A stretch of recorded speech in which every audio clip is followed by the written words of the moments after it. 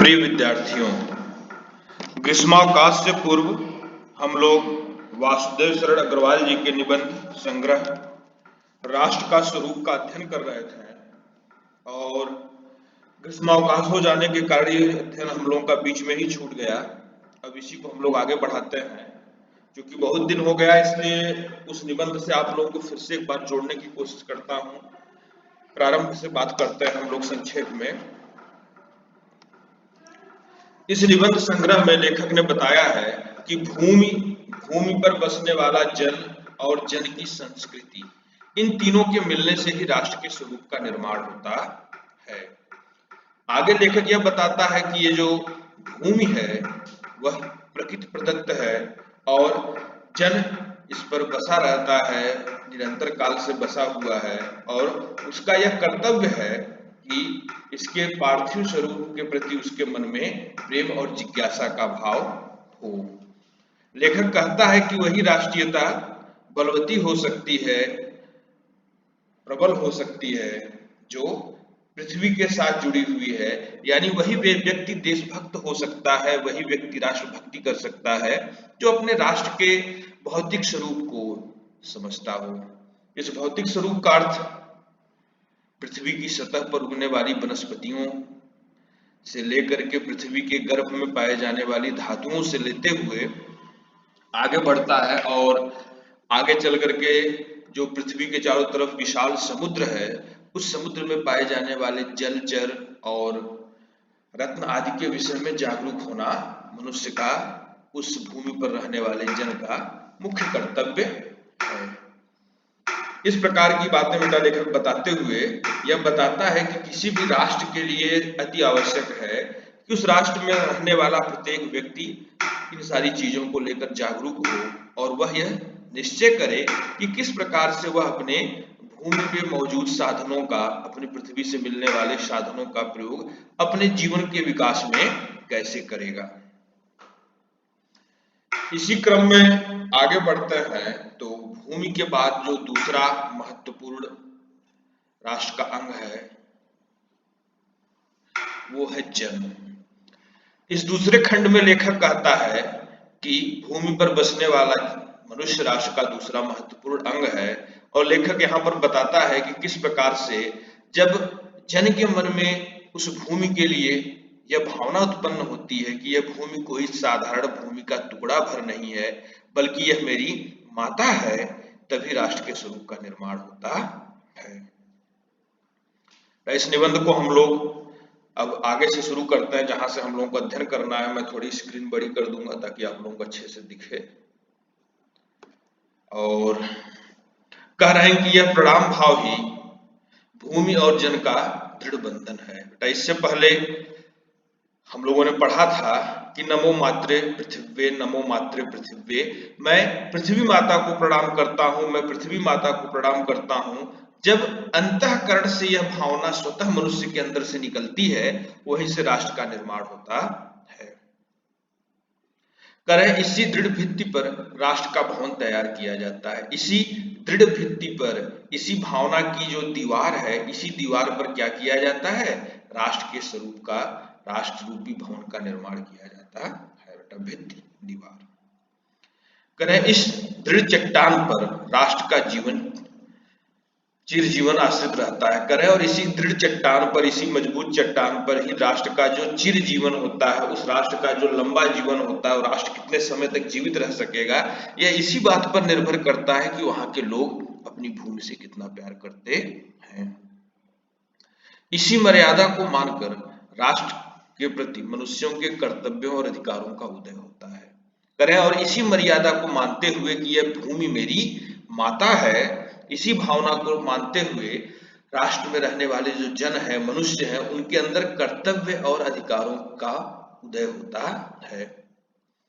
आगे लेखक कह रहा है, जो जन पृथ्वी के साथ माता और पुत्र के संबंध को स्वीकार करता है, जो जन अपनी भूमि से, अपने राष्ट्र के साथ माता और पुत्र के संबंध को स्वीकार करता है, उसे ही पृथ्वी के वरदानों में भाग पाने का अधिकार है। करें उसी को इस बात का अधिकार है, इस पृथ्वी पर मौजूद जो वरदान है, जो अमूल्य निधियां हैं, उनका सुख आनंद वही प्राप्त करने का अधिकारी होता है जो यह भाव रखता है कि यह भूमि मेरी माता है।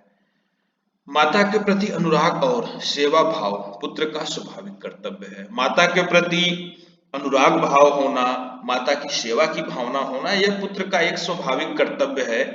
ये कोई अलग से सिखाने वाली बात नहीं है। यह वह निष्कारण धर्म है। करे इसके लिए कोई कारण होना आवश्यक नहीं है, बल्कि यह क्या है, एक निष्कारण धर्म है।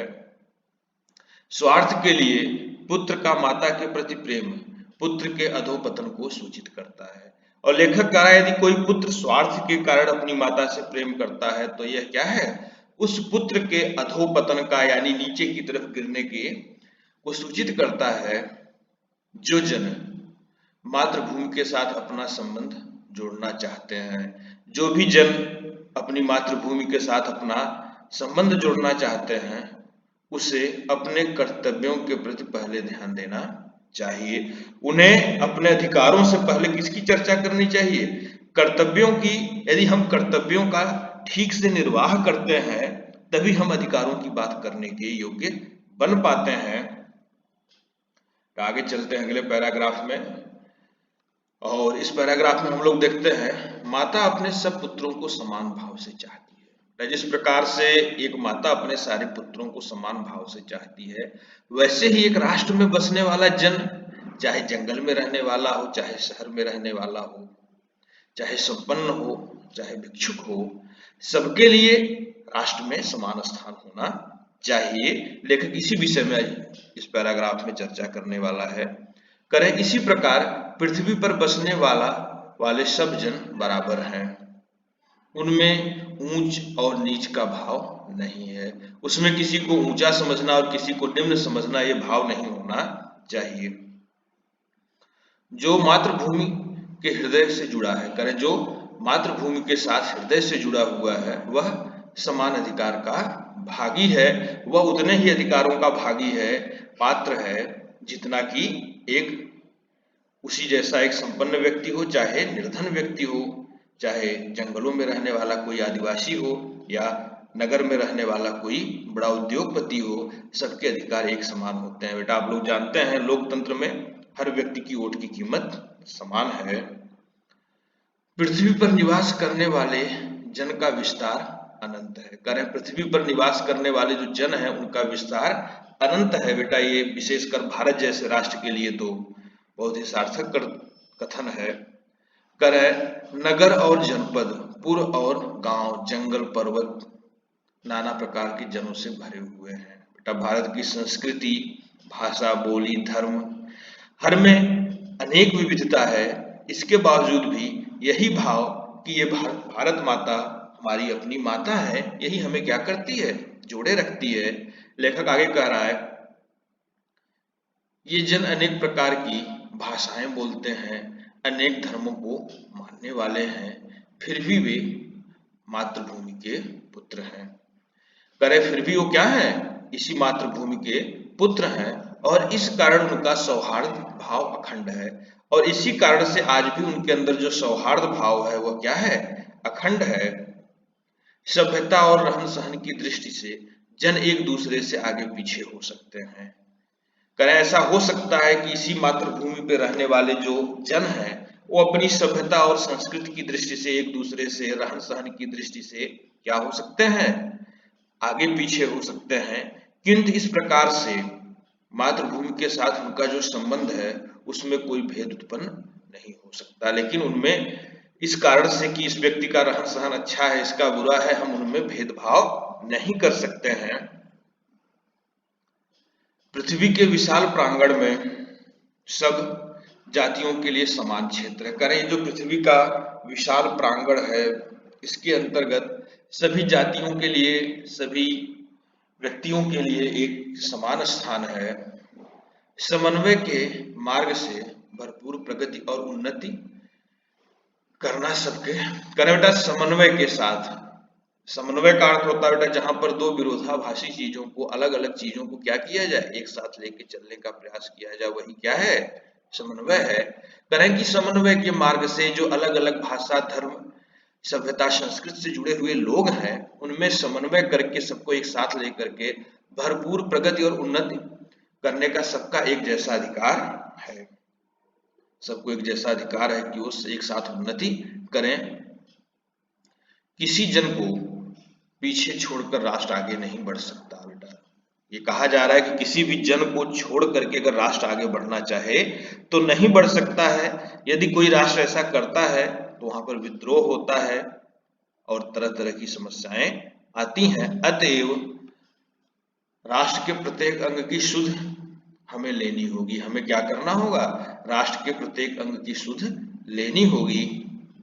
चाहे दिल्ली में बैठा हुआ व्यक्ति हो, चाहे अंडमान निकोबार में रहने वाली कोई जनजाति हो, सबकी सुध लेनी आवश्यक है।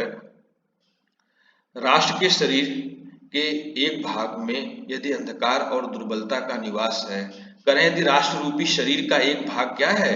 अंधकार और दुर्बलता का शिकार हुआ है, तो समग्र राष्ट्र का स्वास्थ्य उतने अंशों में असमर्थ रहेगा।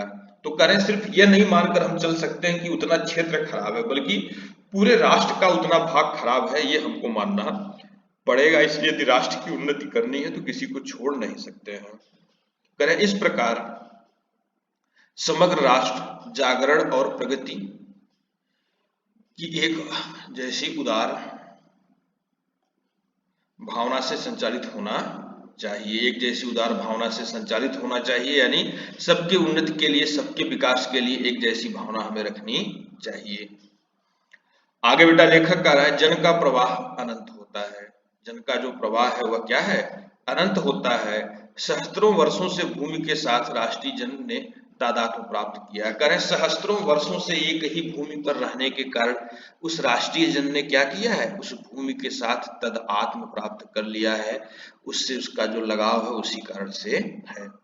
जब तक सूर्य की रश्मियां नित्य प्रातः काल भुवन को अमृत से भर देती हैं। करें जब तक सूर्य की किरणें इस पृथ्वी पर आती रहेंगी, प्रातः काल सूर्य की किरणें आती रहेंगी, तब तक राष्ट्रीय जन का जीवन भी अमर है। तब तक वह जन उसी राष्ट्र में रहेगा, चाहे जय मिले चाहे पराजय मिले, हर परिस्थिति में वह जन अपने भाग को छोड़कर नहीं जाता है, अपनी मातृभूमि पर बना रहता है। भारत इसका सबसे बड़ा उदाहरण है। उत्कर्ष से लेकर के विश्व गुरु के पद से लेकर के एक गुलाम भारत से होते हुए आज फिर पुनः विश्व गुरु की तरफ अग्रसर भारत इसका साक्षात उदाहरण है कि जन कभी हार नहीं मानता है, अपनी भूमि को छोड़कर नहीं जाता है। इतिहास के अनेक उतार चढ़ाव पार करने के बाद भी राष्ट्र निवासी जन नई उठती लहरों से आगे बढ़ने के लिए आज भी अजर अमर है। कारण कि जिस प्रकार से नदी की लहरें होती हैं, एक लहर के डूबने के बाद, एक लहर के अस्त होने पर दूसरी लहर कब उठती है ये पता नहीं चलता है। करें उसी प्रकार से इतिहास के अनेक उतार चढ़ावों के बावजूद भी जो राष्ट्रीय जन है वह अजर और अमर बना रहता है। बेटा अजर जो कभी वृद्ध न हो, जो कभी पुराना न हो, और अमर जो कभी मरे न। जन का सततवाही जीवन। करें जन का जो सतत यानी हमेशा चलने वाला जो जीवन है, जन का जीवन जो कभी रुकता नहीं है, एक पीढ़ी के बाद दूसरी पीढ़ी आती है, लेकिन जन का जीवन कभी समाप्त नहीं होता है। करें वह नदी के प्रवाह की तरह है। वह किसकी तरह है? नदी के बहाव की तरह है, जिसमें कर्म और श्रम के द्वारा, जिसमें हम अपने कर्मों के द्वारा और अपने श्रम के द्वारा उत्थान के अनेक घाटों का निर्माण करना होता है। हमें क्या करना होता है? नए उत्थान का, नए निर्माणों का, नए आविष्कारों के अनेक नए घाटों का निर्माण करना होता है। अनेक ऐसी चीजों को बनाना होता है जो हमारे राष्ट्र के लिए आगे चलकर महत्वपूर्ण बनती हैं। तो बेटा हम लोगों ने अब तक भूमि और जन के विषय में पढ़ा। अब राष्ट्र का जो तीसरा अंग है वो है संस्कृति। संस्कृति के विषय में हम लोग अगले वीडियो में पढ़ेंगे, क्योंकि बहुत लंबा हो जाएगा तो भेजने में भी दिक्कत होगी। तो बेटा अभी वीडियो समाप्त करते हैं। जय हिंद, जय भारत। आपका दिन मंगलमय हो।